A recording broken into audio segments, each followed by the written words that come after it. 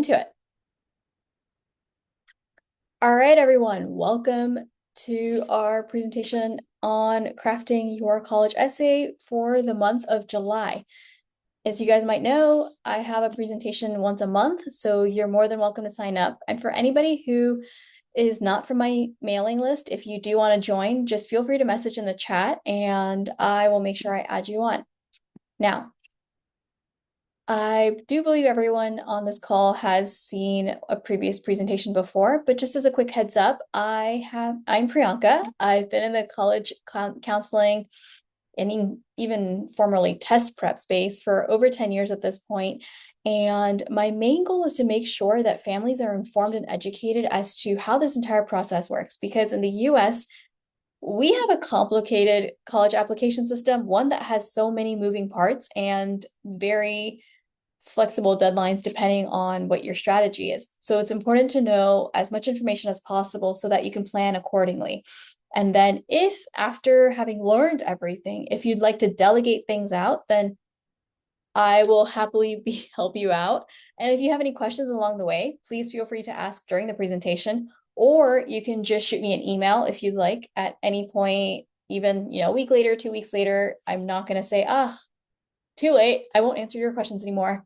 So we're not going to get to that stage. So just feel free to email me with any of your questions if you come up with them later, or post them in the chat if you come up with them now. So what are we talking about today?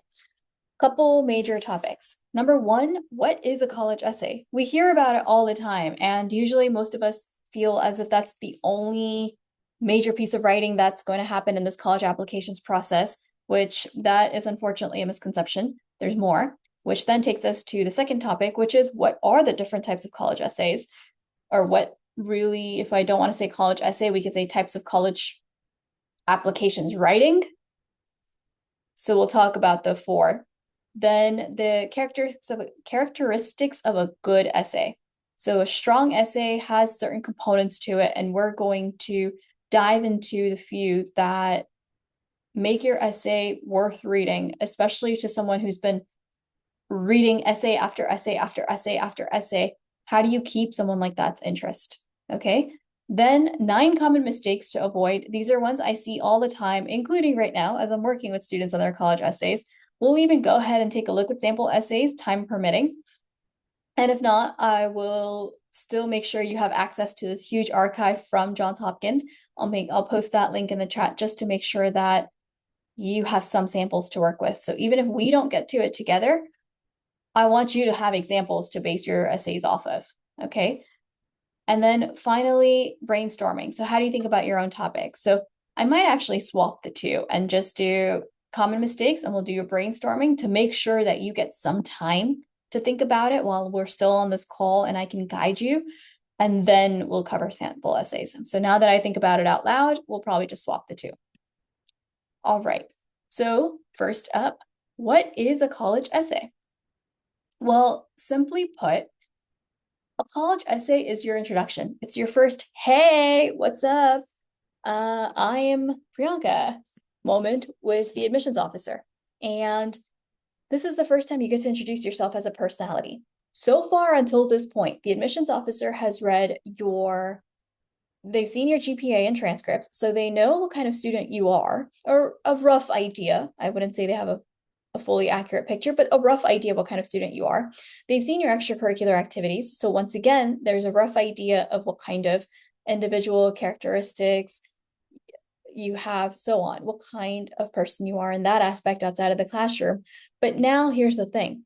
Those are just listy and they repeat themselves. They also have access, by the way, to your SAT or ACT scores. So 3 components: GPA, SAT, ACT scores, and extracurriculars. Now, all of that is kind of an objective information type of thing. Everything is repeatable. Your GPA can repeat itself. There could be 2,500 other applicants who have the same GPA as you. Same thing goes for your SAT, ACT score. And actually same thing goes for your extracurricular activities, because there are only so many sports available. There's so many artistic endeavors and volunteer opportunities or job opportunities available, particularly for those who are minors, which again is the entire population that's usually applying to college, right? So there's only so much available. which means your college essay is the first time that they get to find out the quirky parts of you, the cool parts of you, the interesting parts of you, the parts that might have struggled a little and then broke through whatever moment it was, made that accomplishment happen, and so on. So we're going to take a look at the prompts in a bit, but the main thing you have to remember is that the admissions officer has been reading essay after essay after essay after essay for days or weeks. All right. They've gone through hundreds of college essays and they're going to be on the same 7 prompts. So when you're writing your essay, you want to think about, how do I keep this person's attention? Forget keeping it. First, how do I attract the attention?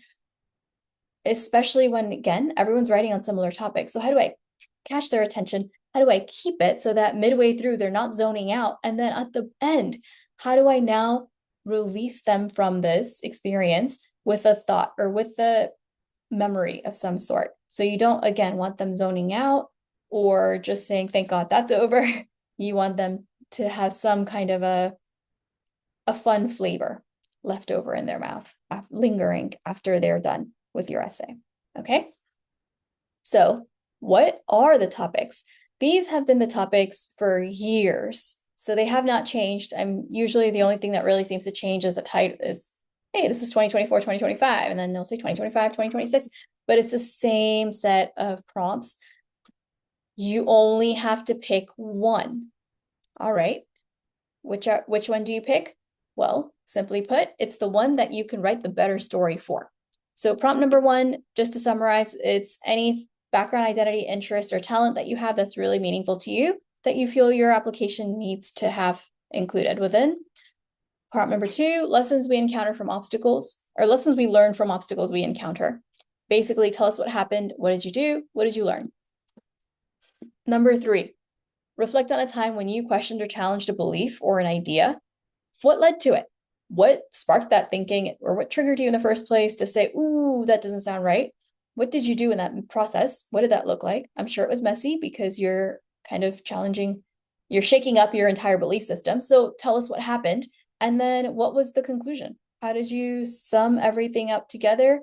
If you even got to that stage, or if you're still in the questioning stage, that's okay too. Number 4, reflect on something that someone has done for you that made you happy or grateful. What was it? How did it impact you or motivate you? 5, any kind of accomplishment, event, or realization that sparked a period of personal growth and new understanding of yourself and others. Number 6, something you love doing so much that you lose all track of time. And no, scrolling on social media does not count. Being on TikTok does not count. That seems to be the most common responses I get from students in terms of, what do you do what do they do in their free time? They're scrolling on social media, and that's kind of been a little bit of a challenge when we're writing their college essay, because we can't come up with topics because this is where the free time goes. So find hobbies, find interests, find something to do that's not just glued to our screens. All right. And finally, so topic number 7 is always going to be just share an essay on any topic of your own choice. And once again, it does not matter which prompt you pick. There are rumors that start every year, usually in the with the teenagers, and they'll say, oh, everybody pick prompt 1. I'm going to pick prompt 1, 2. Or, there's people who are only picking prompts 1, 2, and 4. So I have to do the same thing. You have these options there for a reason. There are no favorites. Once again, choose the prompt that you have the best story to craft.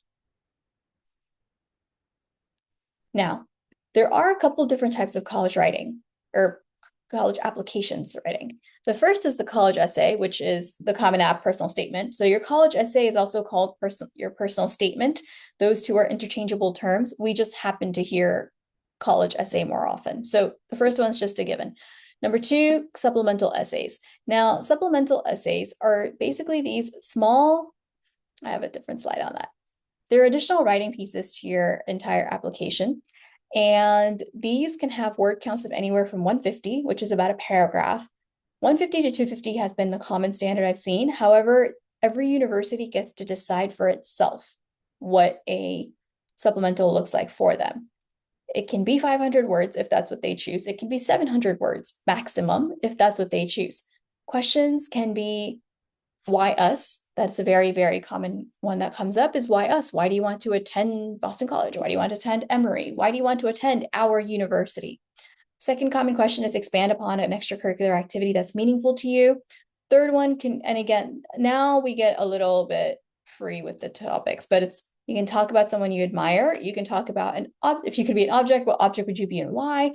Or what would page XYZ from your autobiography look like? Those are just a few.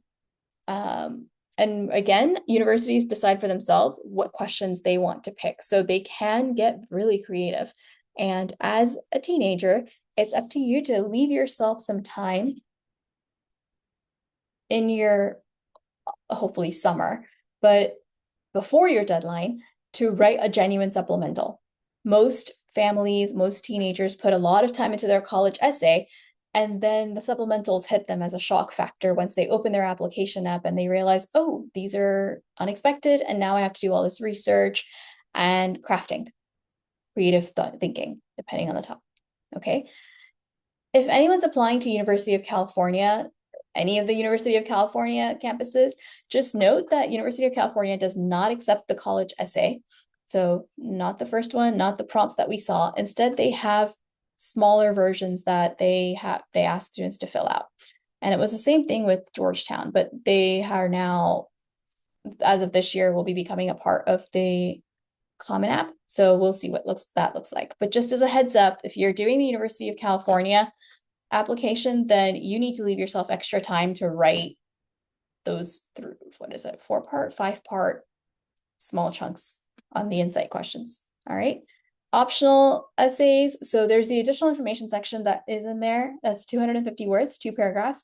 That's for anyone who wants to talk about any kind of serious situation that might have happened in their family with their grades. Maybe it's a medical diagnosis, that kind of thing. COVID impact or natural disasters or inability to access any kind of study material or resources. That also has a separate section. So those are all, again, just the supplement, like an additional component that it's optional. All right. Any questions so far? We already saw this part, so I'm just gonna. Okay, so what does a good essay do? Well, once again, keeping in mind that our reader has been reading essays all day. Okay, all day, application after application, and those are the 7 prompts that exist. So a good essay will paint a picture, will pull the reader into a story, into a moment, and it's not simply it's not telling us, hey, I went to the mall. It's showing us I was surrounded by colors. I smelled the pretzel from Aunt Annie's, right? So you're engaging the reader's senses. That's a good way to do it. And there's more to it than that. So what else do we have? Show your personality traits. One of the things that a lot of students feel they have to do is sound perfect. No, you don't have to sound perfect. You have to show us, you feel free to show us your sense of humor. If you're normally a funny writer or a funny person. If you are not a funny person, this is not the time to try this out. Okay? This is not the time to test run your humor because you think you can pull it off and you want to make something entertaining for the admissions officer. And yes, I have had students do this, that they figure, okay, I'm going to try this little bit. Let's just say it leads to lots of drafts. It leads to a lot of editing, Xing out things, and then having to redo things. So this is not the time to test out the new bits of your writing. Any kind of learning experiences. And basically, let's get a little more specific. You want to show specificity.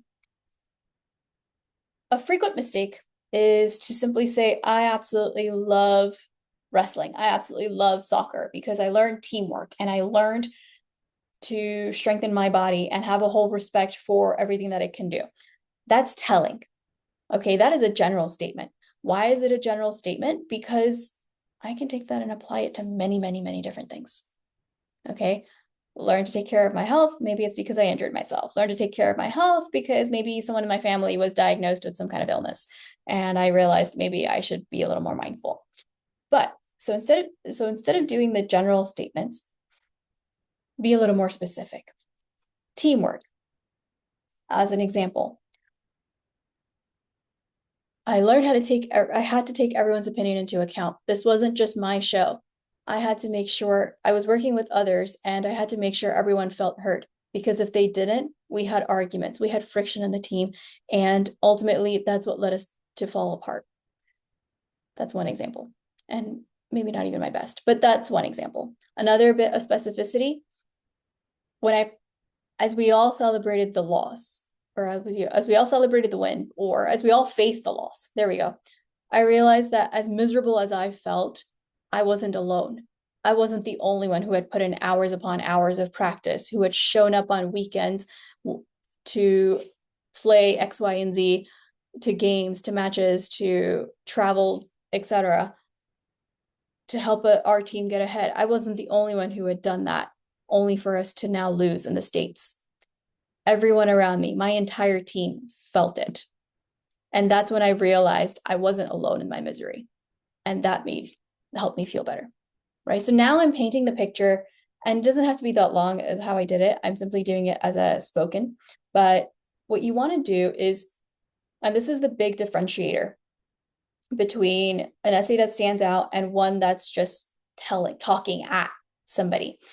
When you're being specific, you're painting the picture to the level that the reader has no other option but to picture the exact thing you're referring to. So if I told you, hey, don't think of a pink elephant, you're gonna be able to picture pink elephant. But now if I said, okay, well, think about a lion.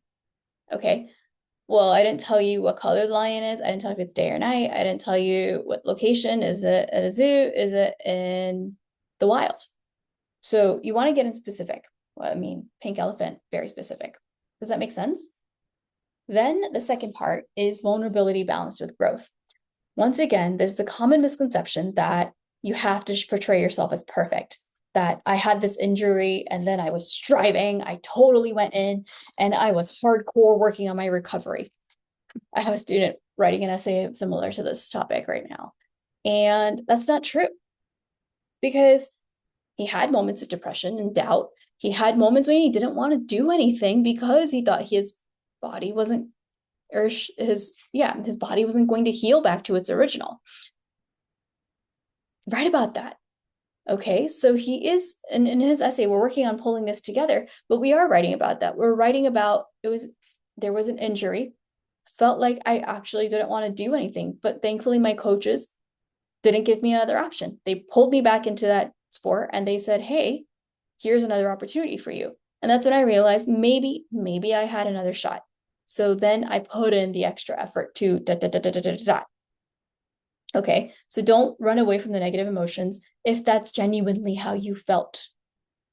It does not have to be perfect. And that's for anything. I'm using sport as an example just because it's something I worked on recently with a few students, but it doesn't have to be that. It can be this conversation where it blew up in your face because you said the wrong thing in that moment. And now what happens next? Okay, it's the what happens next that saves you. It's not the what originally happened and how you reacted originally. It's okay, but did you learn from that experience? Then there's self-awareness. So once again, that comes back to my previous point of, you made the mistake. Did you recognize the mistake? And then what did you do to change it? All right. And then of course, tell the story, pull the reader in, tell us, especially in the beginning, particularly that hook. Don't simply report. Don't say, okay, once again, I have been learning Chinese for the last 10 years. And you know what? I'm now getting pretty good at it. That's reporting. And they could have seen that on your resume too. So don't do that. Think of the bigger story you want to tell. And then you weave in some lessons along the way. Okay. Voice and tone. Okay. It should sound like you. It should not sound like AI. It should not sound like your mom. It should sound like you. And you know what? Some of the samples we're going to see, they're not perfect pieces of writing. And yes, some of these students that I'm going to show you have gotten into great universities.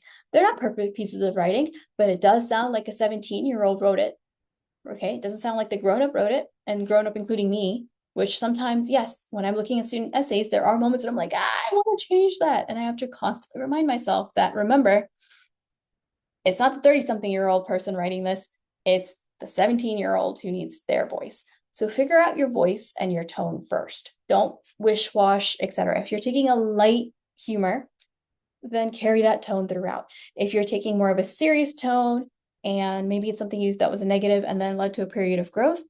Okay, then take that tone, use the right vocabulary, and maybe you have a light sense of sarcasm in there. Maybe you have, which that's a little risky because you never know who's going to understand it, but maybe you have a light sense of humor and quirkiness in there. That's allowed. Okay. Of course, use a strong hook. This is something I'm learning, but more for my social media. But if you can't get the reader in basically 3 seconds, then it's going to be hard to get them to read your full essay and take you seriously. So you need a strong hook. And then, of course, vivid details and emotional beats. So the one thing as humans we can all connect to, even though, let's say, using the athletic example, I've never played a sport in my life, I can't connect to you playing that sport, hitting that ball, whether it's wrestling, whether it's lacrosse stick or swimming or whatever instruments are involved, whatever actions are involved, I cannot connect to that. But I can connect to the frustration of trying something over and over again, and then you're nervous. You don't know if it's going to work out or not. And there's seconds before you're on stage or you're up in that moment to perform. I can connect to that. Okay. So think of the when you're taking the reader. So first you want to take the reader on an emotional journey. And as they're going on the emotional journey with you, whatever your main story may be, keep the emotions in mind. Paint the picture or use the words that pull the reader in because they relate to it, regardless of their background, regardless of their experiences, regardless of their culture. Okay, so again, we've all felt frustration. We've all felt happiness. We've all felt anger when someone says something offbeat. And then we've all had that moment of deciding, okay, do I say something now? Or do I wait for it and just let it go? Okay, regardless of who you are, what country you live in, you've experienced all of those things. So think of those emotional beats that you want to weave into your essay. All right, so once again, the main picture is what is the bigger story you want to tell? Now, in this bigger story you want to tell, how are you going to pull the reader in as a part of your intro? And then what is that emotional journey you're going to be taking that person on? Is it light, humorous, funny? Is it a little more serious? Is it quirkiness? Or is it curiosity because you discovered something new and now you're trying to share that? What's happening? Okay. Now here's an example, and this is a quick hook. This first one. So I'm going to read through both of them. And in the chat, I want you guys to tell me which one you would prefer reading and finding out more about.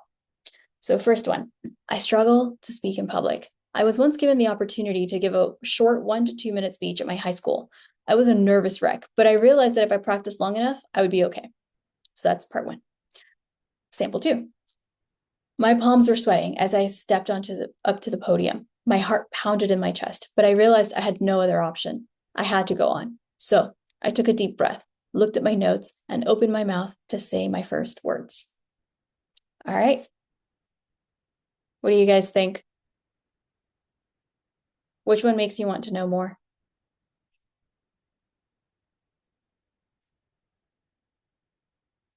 Okay, option 2. That was a given. Yeah, everyone said option 2. And notice, so when I was talking about engaging the reader and their emotions, here's the thing, my palms are sweating. Maybe it's not when you stepped up to a podium, but we've all had moments our palms are sweating. Again, regardless of life experiences, regardless of age, regardless of culture, background, what country we live in, any of that. We've all had that moment. Heart pounding in the chest, we've all experienced that too.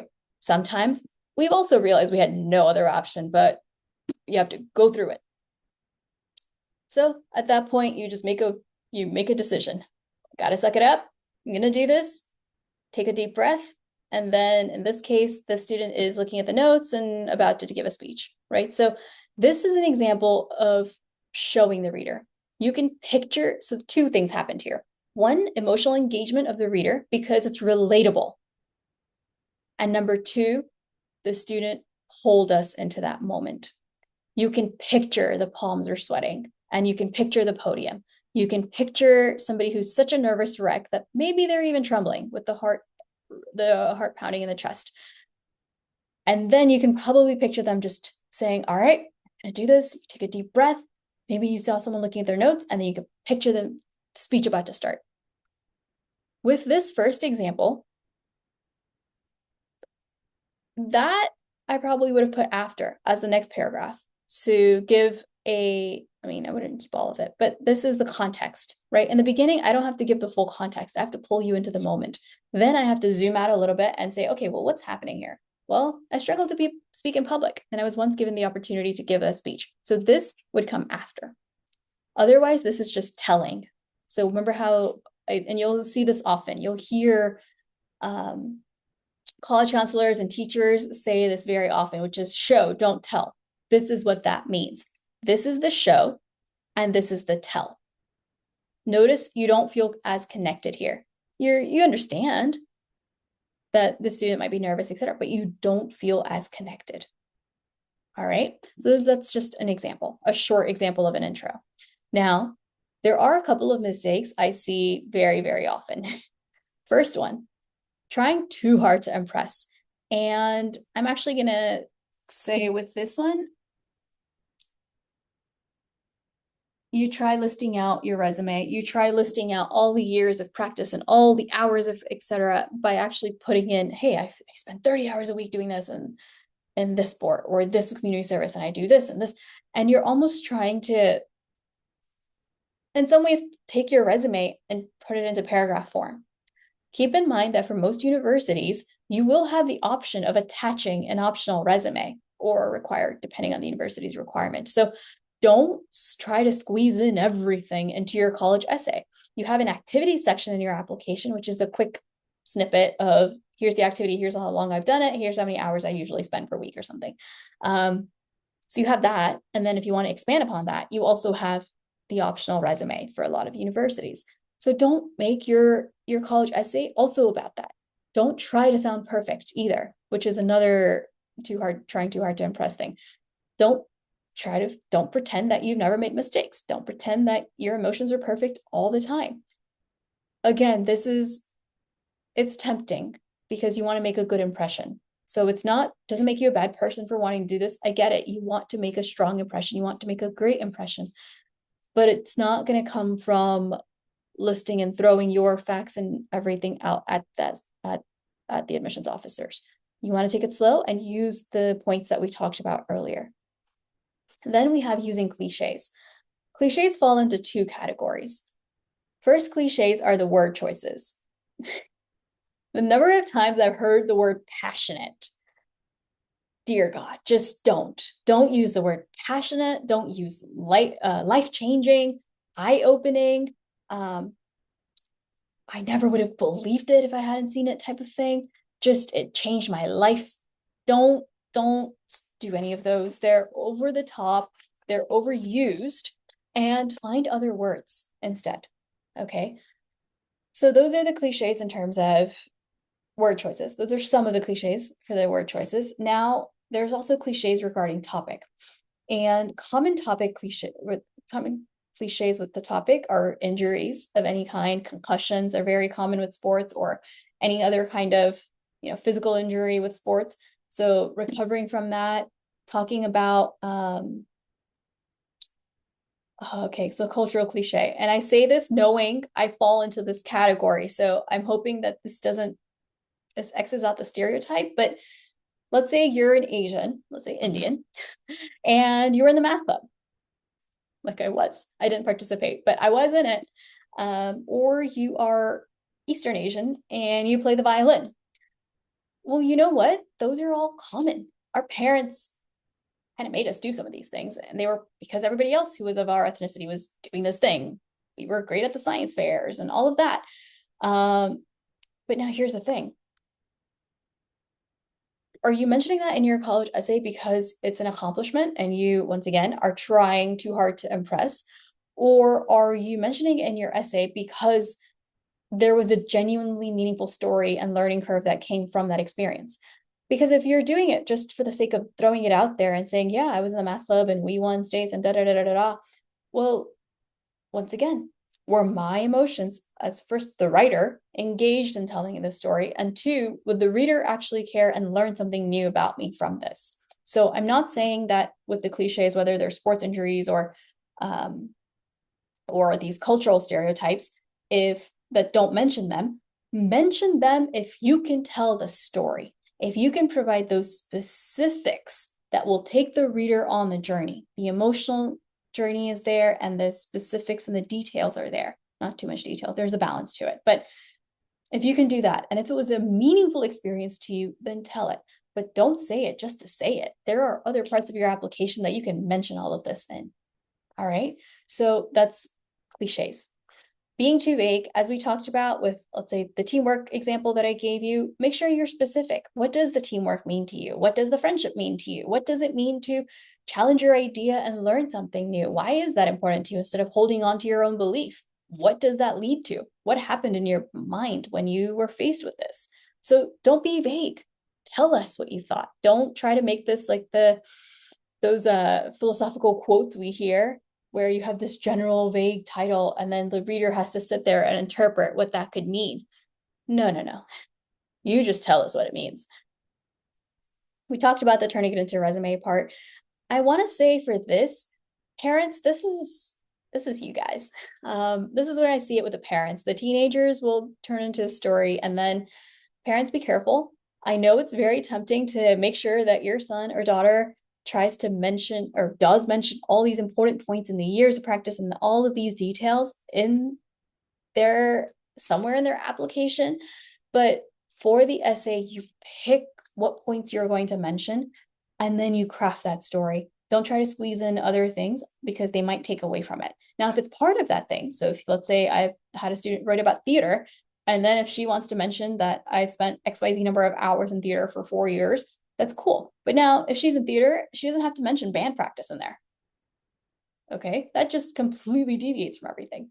So just be careful. But I will say is one point for the parents, that turning it into a resume, it's just very tempting to make sure they put in, the teenager puts in the 13 years of Mandarin lessons or the 5 years. So I started in middle school when they learned this instrument and X, Y, and Z. Don't do that. That's what the resume is for, and that's what the activity sections are. Right, it only goes as far as 9th grade, but resume, that's what your resume is for. Make sure that you did reflect on your whatever it is that you mentioned. Don't just tell the story. Just make sure at the end you kind of summarize what you learned from that experience so that the reader doesn't just have to sit there and figure it out. Just tell them. And actually, excessive narrative with no takeaway. So it's a mix of both, right? So lack of reflection and excessive narrative. Don't just make it a story. You want to show that reflection of, here's how I grew. I used to be somebody who just pulled the trigger on whatever action without actually thinking things through. And now I learned to take a step back and think about my actions before my approach to this problem or situation, before I act or before I speak. So that's a takeaway, right? That's a moment of reflection. So make sure that there is some point to it. All right. Don't get caught up in the story, whether it's mentioning, and I mentioned all these different examples.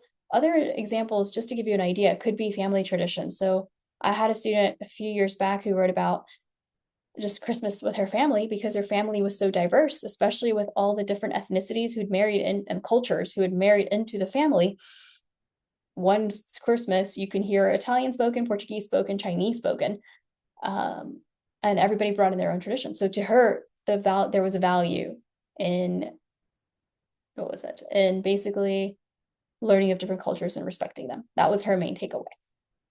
So it doesn't have to be this sports injury and all those examples I gave you. It can be something meaningful that's family oriented as well. All right, oversharing trauma.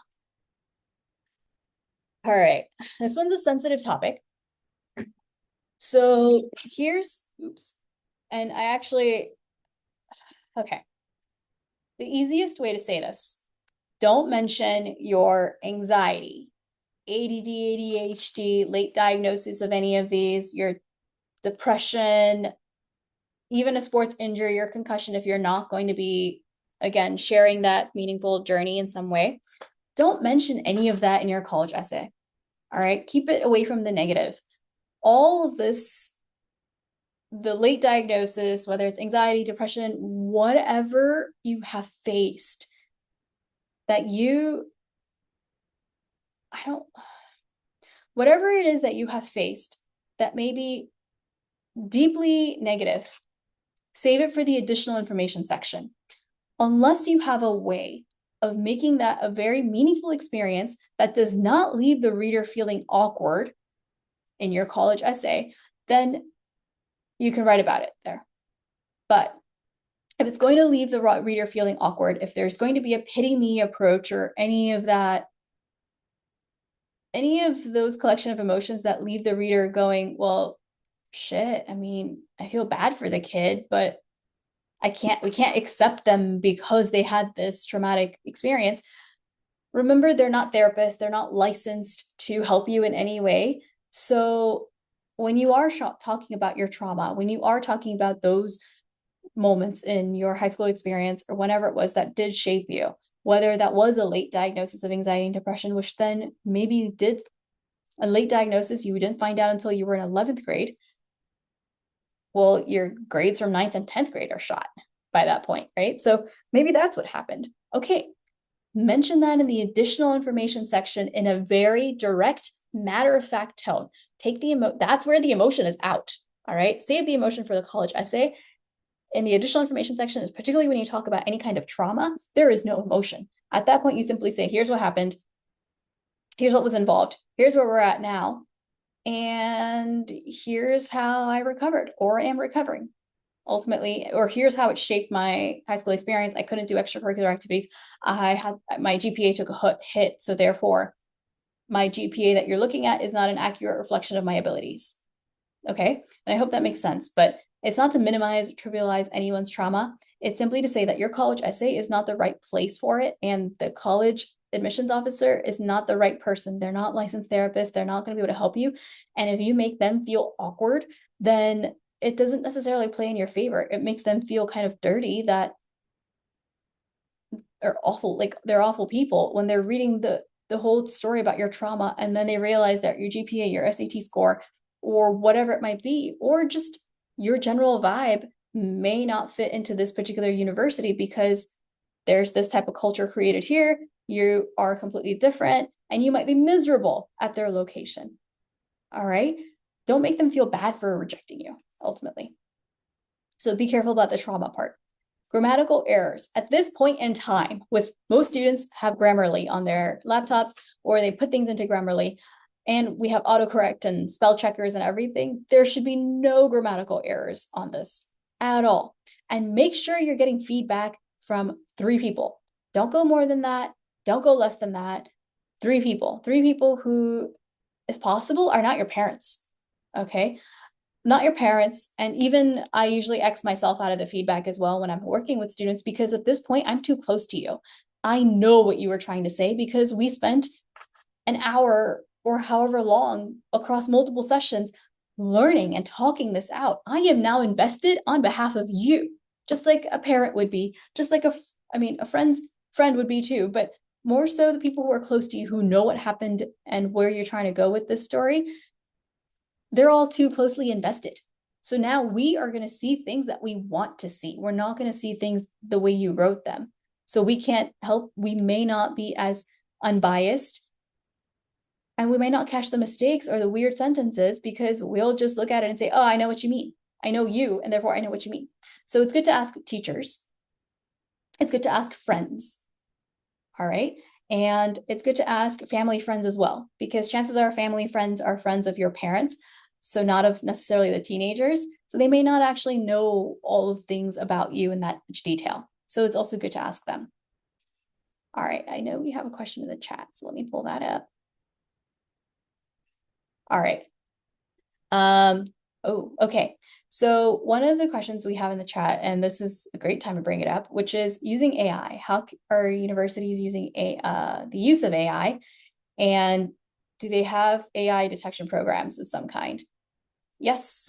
Here's the thing. And I do this occasionally.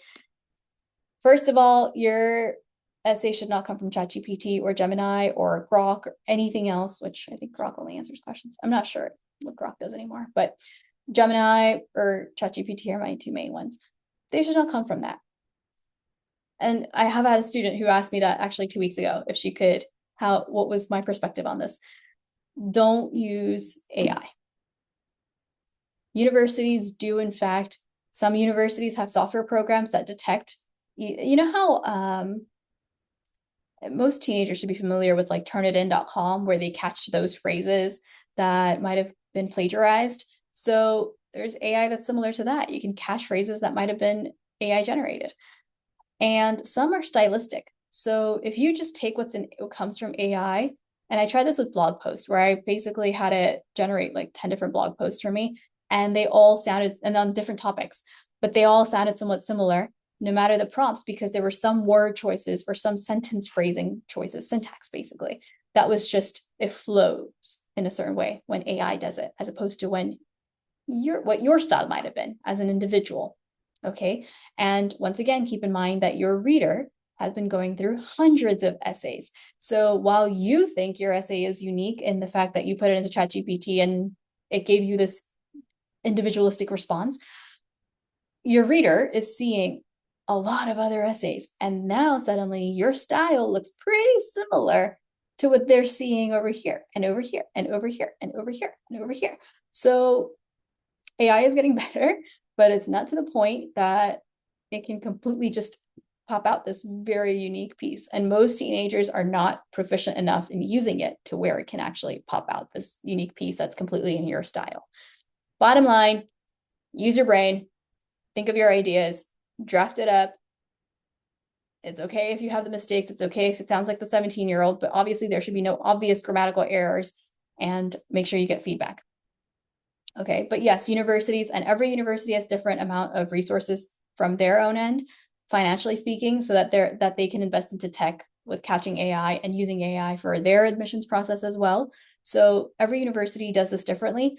We just don't want you using ChatGPT to be the reason that you got rejected from this university after you spent 3 years working on your GPA, 3 years or more working on your extracurricular activities, studying for your SATs and everything, only to then shoot yourself in the foot when it came to this essay that would take you 5 to 10 hours to pull together. All right, so don't do that to yourself. I hope that answers that question. Anyone else with any other questions?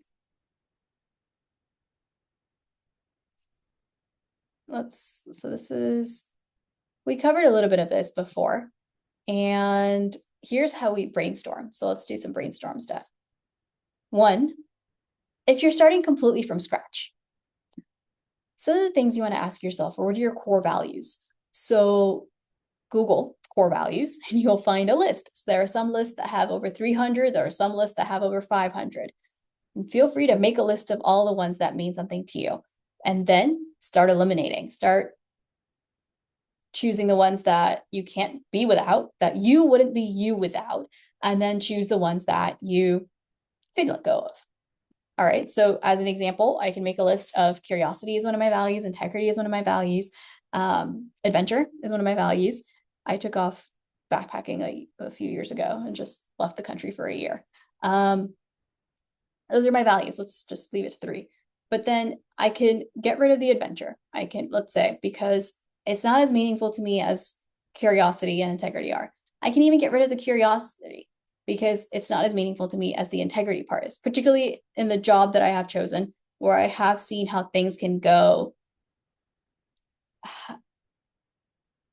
how I could use my position in a way that plays on parents' emotions to ultimately lead to business.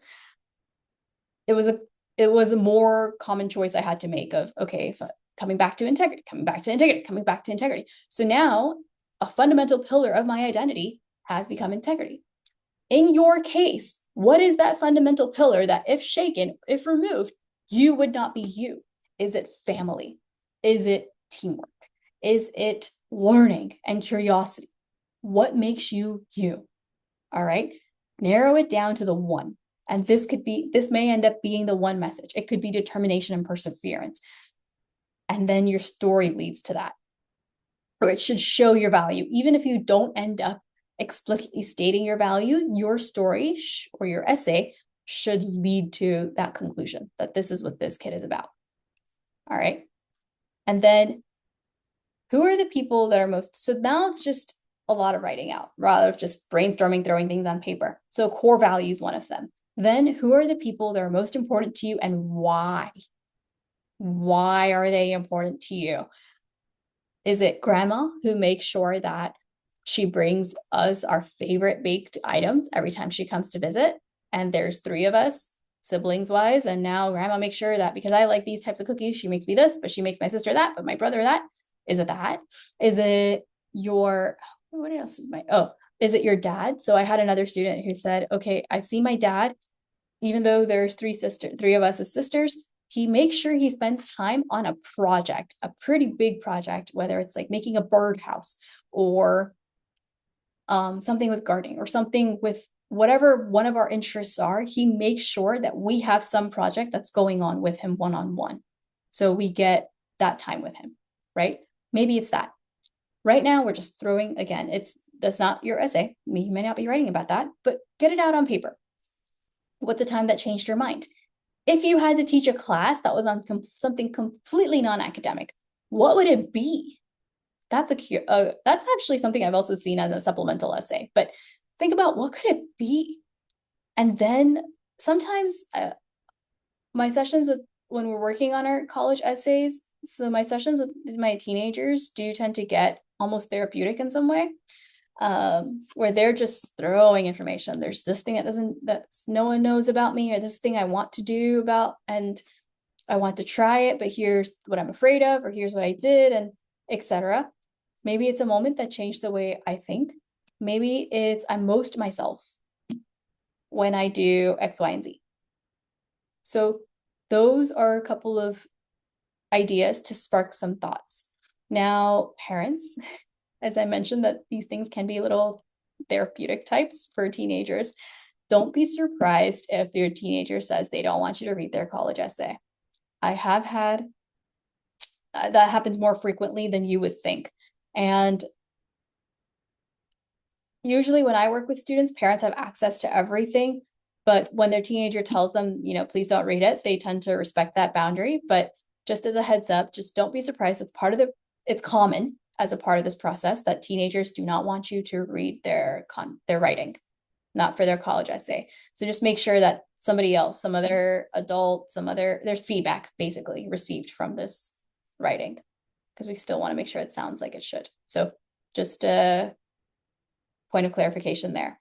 All right, basic structuring. So the hook and slash lead, which is again what happened or what are you now? And that hook and lead, ideally you want it from the present version of you. So you don't want it from the version of you that was 8th grade and struggling to speak in public or working in a team or whatever it might be. It's the 11th grade version of you, ideally. Okay, 10th or 11th grade version of you. And then you can snapshot to the before and say, okay, well, back then I was like this, and this is the struggle that I came across, and this was the change, and etc. And then you have the reflection and growth. And then you can connect it to the future. And now as I move to university, I want to keep and obviously to word it better. Don't just do what I did, but that's kind of the structure you're going for. Especially if you're not a natural or creative writer, this is the structure you're going for. If you are a creative writer, then I'm going to show you the archive of all the essays from college, from Johns Hopkins. And there's a variety. There's varieties of formats. It's a free write. You can write your college essay, and it doesn't have to be in a 5-paragraph format. It can be in a 10 paragraphs with 1 sentence in between, and each paragraph is 3 sentences type format. Okay, so there's a lot of freedom and structure, but most students are not used to that. They're not used to talking about themselves, and they're not used to having no structure to their essay or just being told, hey, it's a free write. So for those on the call who are not natural writers who struggle, here's your format. All right. For those who are more creative or want to play with it, then I'm going to give you the archive information, and then we'll make sure that you have exposure. And the archive also has the admissions committee's comments. So you can see what the admissions officers were looking for and how this story got them from point A to point B. Okay. All right, couple of tips for the parents. Support, but please don't write. It's very tempting. It's very, very tempting when you see their writing and and it irks your soul. Some of the grammar mistakes they make, some of the word structures, and I know this because it's my job. And I have to stop myself every time. In fact, maybe this will help you. I made a rule for myself a couple years back because teenagers were really taking advantage of the I can't think of anything, and then I suggest sentences, and then they write the exact sentence down. But that's almost like me dictating an essay. So I made a rule, and I said, I will not write on your essay. I will post comments on your essay, and I will give you examples, but I will intentionally make sure that the example has crappy grammar. So you can't copy and paste it into your essay just the way I wrote it. Or I'll say something like, or something, right? Or I'll make it too casual of language. But that's how I post feedback. That is purely intentional because I don't want teenagers just using the sentences I crafted. I want them to practice, to think, and to push themselves on this, because at the end, they end up so proud of what they wrote, and they know they can be proud of it because it came from them. It wasn't Priyanka writing it. It wasn't mom. It wasn't dad. It wasn't whoever else or teacher or anybody else. It was them. So we can help with the ideas. We can help with the brainstorming and helping spark topics potentially, but be careful when we're providing feedback. Like I said, post comments, and don't get caught up in the grammar at first. And this is something because currently I'm at the beginning stages for pretty much all my students with their college essays. We're at the beginning stages. So we're in that shitty first draft phrase. And I don't care about grammar. I can't care about grammar because I want you to write this essay from top to bottom so we know how it flows. Most students get so caught up in the intro to perfecting that hook. And then they end up on the, okay, well, where am I going to take this? Where is this leading? Don't do that. Don't fall for that trap, because the transitions become harder if you're just going to focus on paragraph by paragraph by paragraph. Instead, write the whole thing. Write a really bad version of the whole thing, but get the whole essay down. And then you can go back and change the sentences. You can go back and change the grammar and the word choices and the details you provide in there.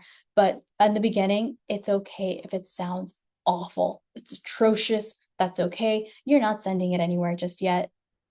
All right. So those are a couple tips for the parents, and ideal timelines. I guess we'll, with respect to time, I'll see if we can get onto some of the sample essays. But if not, once again, like I said, I will make sure you have the archive. Now, now is a good time to start on your college essay. Assuming everyone on this call is a senior or has a rising senior or has a rising senior now. Ideally, you want 98% of all your writing completed before school starts. So that includes your college essay, your supplemental essays, your resume, your application itself. You want all of this done, or mostly done, before school starts. Most families underestimate just how busy senior year is. They think it's slacking because it's just applications and such, and who's going to really see my grades if I'm applying, if the deadline to apply is in November and the first quarter is not over until late November after I've submitted my application. Universities will never find my grades. That's not true. Okay, universities will be seeing your grades. You still have to keep up your sports and your extracurriculars. You have to keep up your GPA, do your tests, your projects, your all things school related. So senior year is busy. Front load your work into this part of the year, your summer. And I'm glad you guys are all on this call to hear me say that, but start your essay now. And it's okay if you're not the perfect writer. And if it takes you 4 drafts, if it takes you 10 drafts, give yourself that breathing space, that freedom to say, that was a shitty draft. Great. I can work on it again in a few days, right? Because it's not due in 2 weeks. It's not due in a month. And a lot of times what happens is we actually finish the college essays and then we don't look at them for like a month or longer if we're working on supplemental essays, but we don't look at them. And then we go back and look at them with fresh eyes after we've had some space away from them. And we end up finding mistakes or sentence structures, just a few things here and there that might sound off. We fix them and then we give them out for feedback. Okay, so at some point, you'll want that space from your writing, and give yourself that space. You have spent 3 years pulling all of this together. give your essay at least 3 months. Feedback loops, again, 3 to 4, I would say 3. Trusted reviewers, at some point, there is such a thing as having too many people review it because everyone has a different style, a different perspective, and it's easy to get lost. And when you get too many voices coming in, you start losing your own voice from your essay. So make sure that you know who you're asking and they're also comfortable with you not taking the feedback. So just a heads up on that. There have been times we just haven't, I understand what the person is trying to say, the reviewer is trying to say, but then we don't incorporate the feedback because a teenager said, yeah, but that doesn't, I know what impact I'm trying to have with this sentence or with this paragraph. And if it's grammatically correct and if it flows, then we leave it. All right. Remember, done does not mean this absolute perfect version. It means it's genuine, it's polished, so there's no small mistakes. And it sounds like the 17-year-old wrote it. All right, now we're gonna look at samples. So first, I'm gonna send you this in the chat. This is the prompts. So let's start there. The essay prompts for this cycle are in the chat. Next, I'm gonna send you this archive from Johns Hopkins. So you have 2 things in your chat. You should have the prompts so you know what's happening this year. Like I said, you could start writing the essays right now if you wanted to. These prompts are released January or February of junior year. So there's plenty of notice before summer starts. And now a couple examples from my own students. So this one. Now this is just to protect privacy, I'm not going to be giving out any names, but this is a female. She ended up going to Northeastern, just as a heads up. So keep that in mind when you see some of the grammar in here. When I kept saying that we have to remember that a 17-year-old wrote it, I meant it. And I meant it for myself more than you. I had to remind myself. But here's how we start. We stood in shock as our robot stopped moving. Automatically, and notice this is a 1-sentence punchline. All right, so free write, as I mentioned, is allowed. Sometimes sentence structure makes good for impact. We stood in shock as our robot stopped moving. And then paint the picture. It was our first robotics competition of the year. 20 teams completed and then we gave some little detail. Suddenly, a mere minute into our first match, our robot, covered with fresh laundry scented dryer sheets to counteract the metal on metal static. They literally used dryer sheets for the static. So disconnected from our controllers. We had no clue where we went wrong, but we knew our chances of winning had just plummeted. And then, so this is someone who wanted to be an engineer. So she brought in the engineering design process as a way for her essay. And then basically said, after the competition, we went back to the drawing board, the engineering design essay. I also want to point out this essay, I deleted her actual essay 4 days before the deadline because she was forcing it, which parents, this is something you might come across, or teenagers, something you might come across is sometimes we hold on to an idea and we want this idea to work. And this is a story that we think we want to tell. And finally, I just couldn't let her send that essay. It wasn't good. She had more to it. We had talked about everything. So 3D printed earrings is what she wanted to go with it, but that had nothing to do with engineering. 3D printed earrings were part of her fundraiser for a robotics club, but it doesn't show any part of it. I've had that happen multiple times. Teenagers hold on to a certain idea and they want to roll with it. Teenagers, I want you to give yourself a deadline that if there's an idea you want to roll with it, and let's say a month in and it's still not pulling together, release it. Okay, come up with a different story, a different phrasing. So then she went into first step 1, brainstorm. And then this is the quick background, 1 sentence, right? Guidelines are hard, instant and 2 sentences. And then chaos ensues. Here's where the emotions, as we all speak over each other in exhilaration and create sketches. Whiteboards brought out, pros and cons, good for a student who wants to go into engineering, right? Pros and cons list. As head of build, I assess the notice again, she actually had a lot of different extracurricular activities going on. This is the only one that's relevant for this particular essay. We're not trying to squeeze in what she did for her school one of the club social medias or anything. Just This is what's relevant. And then before year settles, each team member approaches the challenge differently. That's exactly why I love working in a team. It's another thing an engineering would be doing. Again, she mentions how many times they're meeting, etc. And then she's going to point out some of the friction stuff too that happens as we discarded our graveyard. Gradually, prototype comes together. Testing phase. Few days before, tensions rise. As we struggle to solve, blame shifts around. Morale crumbles. As co-captain, it's my responsibility to pull the team together, but I could only watch. We couldn't walk into competition like this. And then she went to her mom. And her mom said, take food. So she took the food with her. Tensions diffused. So notice what's happening is that in her case, she had a career in mind, and then we made sure her essay was actually gearing her towards that, the characteristics that somebody who is going into that career would have. Okay, so that's one approach you can take. And then we'll take a look at her conclusion. So it wasn't some fancy thing, right? That's it. So that's their conclusion wasn't some crazy fancy. This year, we have a new challenge. We're using acrylic. So started in the past, now we're going in the present, and we talk about some of the growth in here, all the things she's learning, navigating. We couldn't fix it all. In the end, we lost, but the setbacks were tolerable. And this year we have a new challenge and she's excited about it. Something we haven't done before, no example to follow. And we get to face it as a team. It's not pointless. And then technical, it's overcoming adversity fuels me to think outside the box, both scientific and life. All right. Could this be better? Sure. Does it still sound like the 17-year-old who wants to go into engineering? Also, yes. All right. So that one, she went to Northeastern.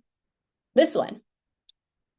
So that was a couple years ago. He is currently at Fordham. Or no, he graduated Fordham. But he wrote his essay. Background.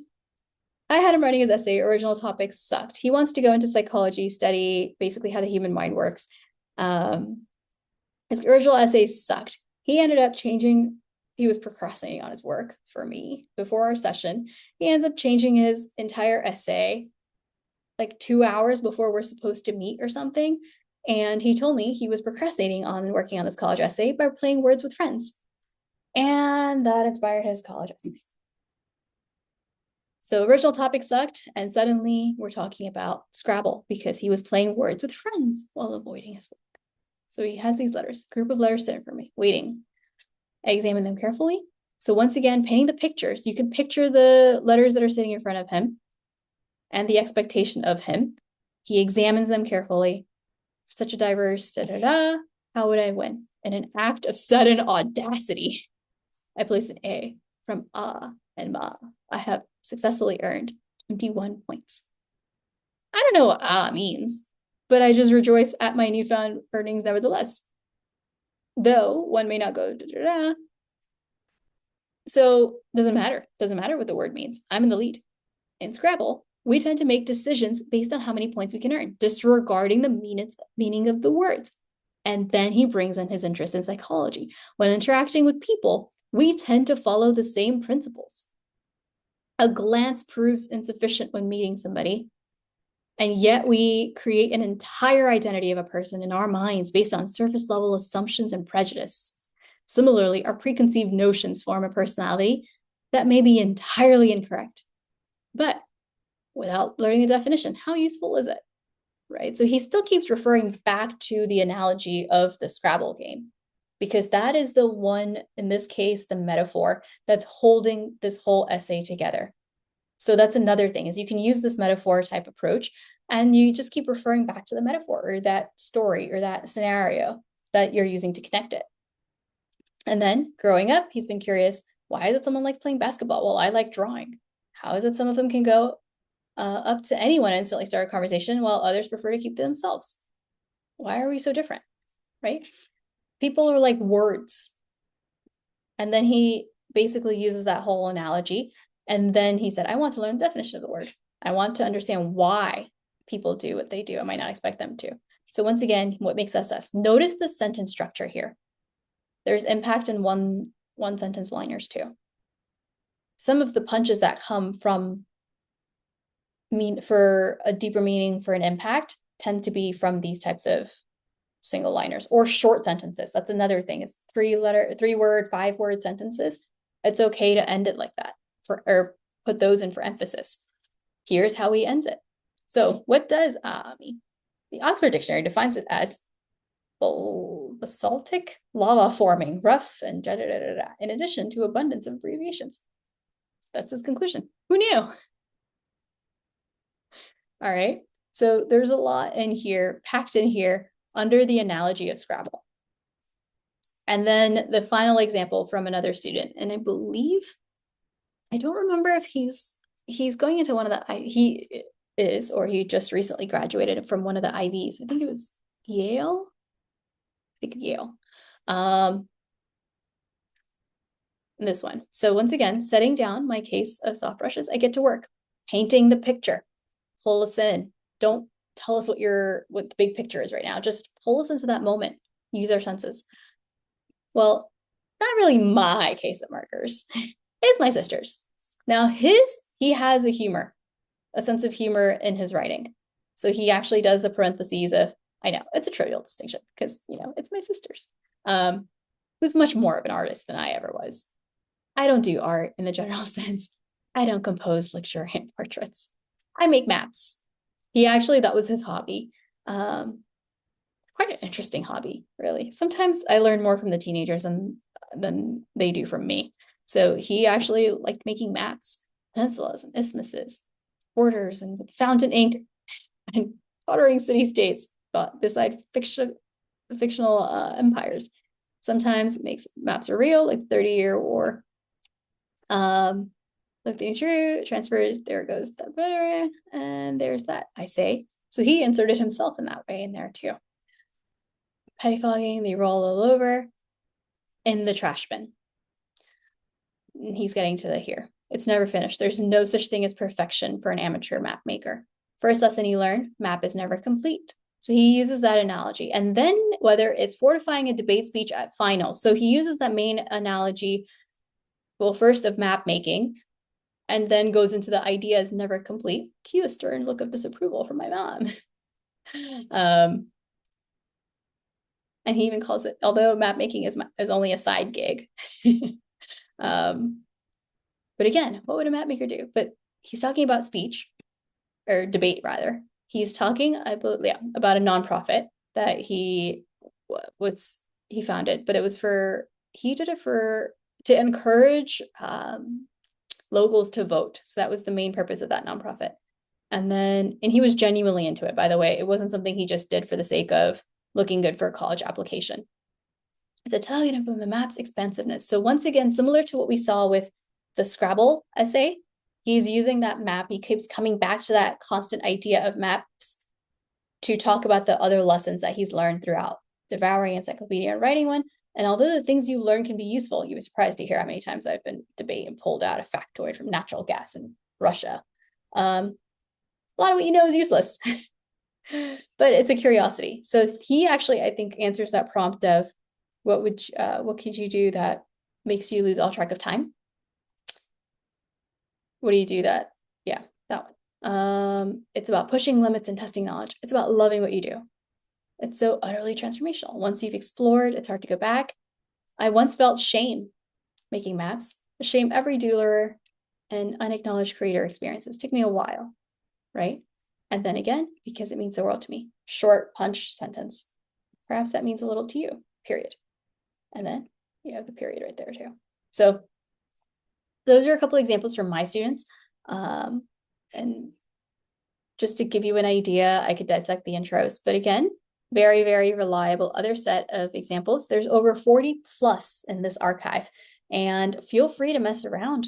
Feel free to check out all the different types of writing styles if you're into it. And then of course, read the admissions committee's comments. That's why I like this archive, because we already know Johns Hopkins has a higher standard of their students or of their applicants. And now we get to see what they get out of it. All right. So with that said, any questions on anything before we close out, before we call it a day?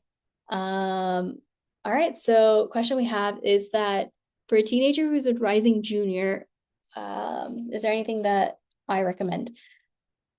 Yes, and I have a separate talk on the college application, just not college applications. Yeah, college applications timeline of what they should be working on, but just the quick version. And let me actually stop recording so that we can also allow you to unmute yourselves and everything. So anyone who is watching the recording, thank you so much for coming. Here's my contact info, and I will see you next time.